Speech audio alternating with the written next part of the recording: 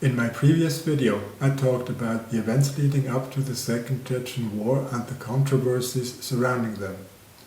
Hi, I'm Roland, and in this second part I will talk about the outcomes of this war and the far-reaching consequences for Chechnya, Russia, and the world. As in my previous video, I will post the links to my sources in the description below, where you can find more background information. I already talked briefly about some of the history of Chechnya in my previous video, so I would like to start by mentioning a few things about the Second Chechen War. The air raid of Grozny, the capital of Chechnya, and the Second Chechen War started on September 23rd. The Chechen fighters didn't make it easy for the Russian army to take control of Grozny, and what was supposed to be a quick military operation became a drawn-out military conflict. But again, the civilian population of Chechnya was suffering the most. The Russian army committed many atrocities during the first months of the war, such as the massacres at Al-Kanyud and Novye Aldi. It is estimated that between 200,000 and 350,000 civilians were displaced by the fighting and fled to other parts of Chechnya or to neighboring countries. In 2003, the United Nations declared Grozny the most destroyed city on earth. Ahmad Kadyrov, who fought against Russia in the First Chechen War as a militia commander but later changed sides, was appointed in June 2000 as interim head of the pro-Moscow government by Vladimir Putin. In 2003, a new Chechen constitution was passed, which granted the Chechen Republic a significant degree of autonomy, but still tied it firmly to Russia and Moscow's rule. And Ahmad Kadyrov became the first president of the Chechen Republic 6 months later. Chechen separatists did not approve of this new constitution. On May 9, 2004, Ahmad Kadyrov was assassinated with a bomb planted by Chechen Islamists at the Victory Day parade in Grozny. His son, Ramzan Kadyrov, followed in his father's footsteps to become the president of Chechnya in 2007, with the help of Putin, of course, ruling the country with an iron fist ever since and staying loyal to Moscow. The Second Chechen War ended officially in April 2009, with an estimated death toll of over 60,000 people, most of them civilians. The reconstruction of Grozny and other damaged cities in Chechnya began in 2003, most likely with money from Russia and some Islamic countries. Much of Grozny has been replaced with modern high-rise towers and the largest mosque in Europe. But I wonder if behind this shiny new facade, the trauma from all the violence doesn't still linger. Have the people of Chechnya really forgotten about all their children, men and women who were savagely killed by Russian soldiers? Have they really forgotten about all the suffering, fear and destruction? Ramzan Kadyrov has a lot in common with Vladimir Putin. His vile, aggressive rhetoric, his lack of empathy, his intolerance, and his authoritarian leadership. Ever since Kadyrov became president, there have been serious allegations of torture, forced disappearance, and murders of his critics.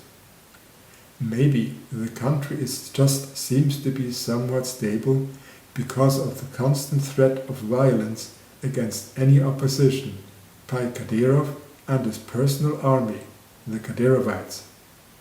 Incidentally, the Kadyrovites joined the Russian invasion of Ukraine early in the war and took part in the brutal siege of Mariupol. And what was the outcome of the Second Chechen War for Vladimir Putin? Well, he hit the jackpot, so to speak. Putin was appointed as head of the FSB in July 1998 by President Boris Yeltsin, who also appointed Putin 1 year later, on August 9, 1999, as acting Prime Minister of Russia. Because he was politically unknown in the country, his chances of winning the upcoming presidential election in March 2000 were very small. But because of his handling of the Second Chechen War and this infamous quote, Будем преследовать террористов везде. В аэропорту, значит, вы уж меня извините, в туалете поймаем и в сортире их замочим, в конце концов. Все, вопрос закрыт окончательно. his popularity rose from 5% to over 50%. In my next video, I will take a more detailed look at how Putin came to power. One of the first changes Putin made after taking office was the reintroduction of the old Soviet anthem with new lyrics. Maybe that was an omen of the things to come in the following 2 decades. He also put the FSB under direct control of himself as president. So, don't tell me Putin didn't know what the FSB was up to all these years, with assassinations and poisonings of his critics. Inside Russia, Putin began to make far-reaching changes to the political system in tiny steps during his first 2 terms as president. But while Medvedev was president of Russia, Putin held de facto control over the country's executive, and the constitution was amended in 2008, extending the length of the presidential term from 4 to 6 years. After he returned as president in 2012, in an election marred by allegations of fraud and protests, the legal and political changes occurred on an even more extreme level.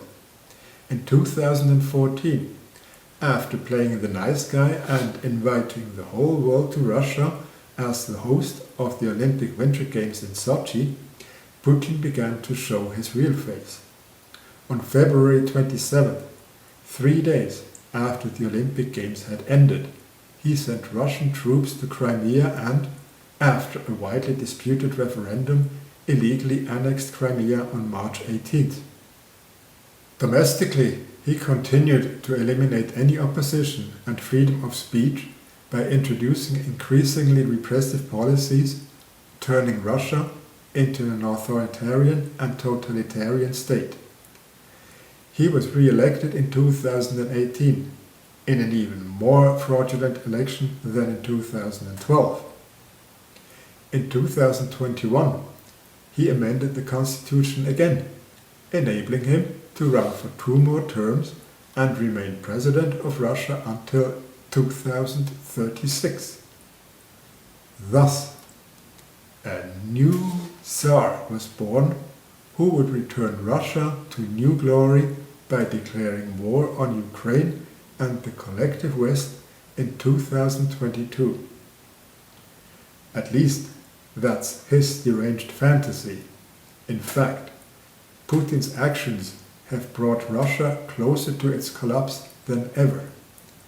The International Criminal Court has issued an arrest warrant charging him with war crimes, and most Ukrainians want to see him hang for all the suffering he has caused them. And what is the consequence of all this for the world? Well, Putin became president of Russia, the largest country in the world with the biggest arsenal of nuclear weapons. Let me put it another way. Putin said in a speech in April 2005 that the dissolution of the Soviet Union was the biggest geopolitical catastrophe of the 20th century. I think the biggest geopolitical catastrophe of the 21st century is Vladimir Putin becoming president of Russia. I don't know what would have happened if someone else instead of Putin had become president in 2000. But it has become obvious that they elected a power-hungry madman who has left a trail of deceit, death and destruction behind him. If you found this video interesting, please hit the like button and subscribe to get notified when I release my next video. Thank you for watching and bye bye.